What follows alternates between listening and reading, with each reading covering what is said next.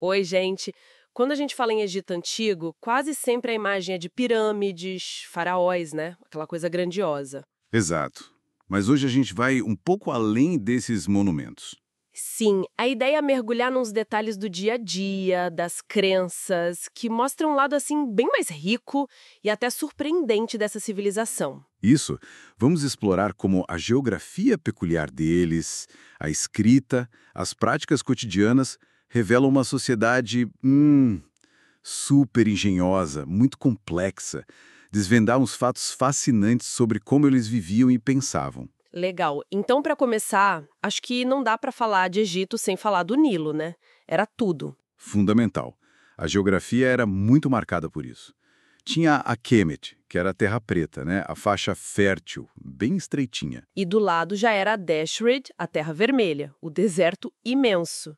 A vida acontecia ali, espremida. Exatamente. E essa vida era totalmente regida pela cheia anual do Nilo. Era a dádiva, como diziam, que trazia o lodo, o fertilizante e, o mais incrível, era a previsibilidade disso. Ah, isso dava uma estabilidade, né? Para a agricultura, para tudo. Com certeza. Mas o Nilo era mais que isso. Era tipo a grande avenida do Egito. Para descer o rio, para o norte, você usava a correnteza. E para subir? Para subir para o sul, tinha o vento que soprava quase sempre do norte. Então era só usar as velas. Uma via de mão dupla perfeita, natural. Nossa, que genial! E isso deve ter sido crucial para as construções gigantescas deles, né? Para levar as pedras. Essencial. Sem essa autoestrada do Nilo, transportar aqueles blocos enormes seria, assim, praticamente inviável. Faz todo sentido. Conecta totalmente a geografia com a capacidade de construir o que eles construíram. Perfeito. E falando em construção e decoração, a gente chega nos hieróglifos, que são lindos visualmente falando. Lindos e misteriosos. Sempre fica aquela ideia de que cada desenho é uma palavra ou uma ideia, né? Pois é, mas aí que está uma surpresa interessante. A maioria daqueles sinais, na verdade, representava sons. Funcionavam mais como as nossas letras. Sério? Tipo um alfabeto. Basicamente. Claro que existiam os pictogramas que representavam a própria coisa desenhada, mas a base fonética era super importante. E tinha outra coisa legal: O quê? os determinativos. Eram os sinais que eles colocavam no final da palavra que não eram para ser lidos, mas indicavam a categoria. Tipo se era um verbo de ação, um nome de Deus, um objeto de madeira. Ajudava a tirar a ambiguidade. Ah, que interessante. Então não era só um registro, tinha uma camada extra ali, visual, para ajudar a entender. Exato. E tem mais. A crença no poder mágico da escrita. Isso era muito forte para eles.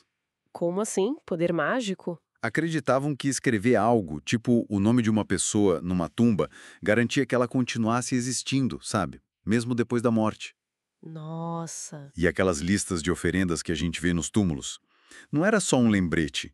Eles acreditavam que aquilo podia, magicamente, prover comida e bebida para o falecido na eternidade. Que incrível! A escrita como uma tecnologia espiritual ativa, então, não só para registrar coisas. Exatamente essa a ideia. Uma ferramenta para influenciar a realidade, para garantir a vida eterna. Uau! Isso conecta muito com as crenças deles sobre vida após a morte, mas e a vida aqui na Terra? O dia a dia? A gente sabe de coisas tipo maquiagem, jogos. Sim, e com detalhes bem práticos. A maquiagem escura nos olhos, o famoso kohl, não era só vaidade. Homens e mulheres usavam. E para que mais? Provavelmente ajudava a proteger do brilho forte do sol, talvez até espantava insetos. E alguns estudos sugerem que podia ter propriedades antibacterianas. Olha só! Prático, né? E os jogos? Tinha o Senet, um jogo de tabuleiro super popular, jogado por todo mundo, de faraó a camponês. Parece que tinha até um significado simbólico ligado à jornada da alma depois da morte. Que legal ver esses aspectos mais humanos, né? Preocupação com beleza, com Com diversão. certeza. E a base da alimentação era pão e cerveja. Mas não a cerveja como a gente conhece hoje. Ah, era diferente. Era mais densa, bem nutritiva, quase uma papa. Era parte fundamental da dieta e muitas vezes usada até como pagamento para os trabalhadores das grandes obras. Cerveja como salário. E o papiro, a gente sempre associa à escrita, mas Mas era super versátil. Usavam para fazer barcos leves, sandálias, cordas, cestos, um monte de coisa. Mostra uma sociedade que, sim, trabalhava duro, mas também se preocupava com higiene, beleza, lazer. Essa praticidade toda na maquiagem, no uso do papiro, me fez pensar se eles também eram práticos na ciência, na medicina. Eram, e muito para a época. Tem um papiro, o Edwin Smith, que é impressionante. É quase um manual de cirurgia para traumas. Sério? Como assim? Ele descreve casos de ferimentos, fraturas, com diagnóstico, tratamento e até prognóstico de uma forma bem objetiva, sabe?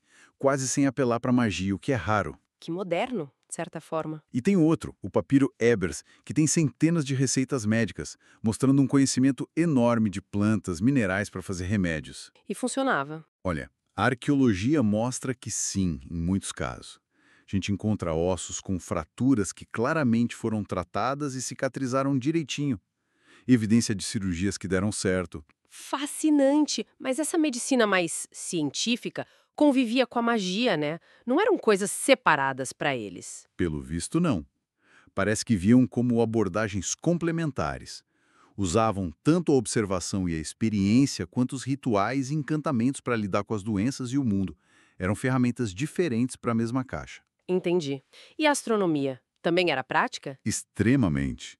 O calendário deles, solar, de 365 dias, era vital. Eles perceberam que a cheia do Nilo coincidia com o nascimento helíaco da estrela Sírius. Ah, então usavam as estrelas para prever a cheia? Exatamente. Fundamental para a agricultura. E não só isso. Usavam observações de estrelas para alinhar as pirâmides e templos com uma precisão que espanta a gente até hoje. Era ciência a serviço das necessidades práticas e também das crenças religiosas. Incrível. Então, resumindo um pouco o que a gente viu de surpreendente. O Nilo como essa artéria total, não só água, mas transporte, calendário vivo. E isso, A escrita que não era só registro, mas tinha esse poder quase criador. fundamental. O cotidiano, com maquiagem funcional, jogos populares, cerveja nutritiva como pagamento. Detalhes que humanizam, né? Totalmente. E essa ciência super pragmática na medicina, na astronomia, convivendo lado ao lado com a magia, Exatamente. Uma visão de mundo bem integrada. é muito mais complexo e interessante do que só pirâmides e faraós. Com certeza. E talvez fique uma reflexão, né? Pensar como as condições do ambiente, tipo o Nilo para eles, e as crenças mais profundas de uma sociedade acabam moldando tudo. A cultura, as invenções, a forma de ver o mundo. E aí, a pergunta que fica é: quais serão os nossos Nilos hoje? Aquelas forças talvez menos óbvias, mais conceituais, que estão moldando a nossa sociedade, a nossa realidade, de maneiras que a gente talvez só vá perceber lá na frente. Fica aí pra gente pensar.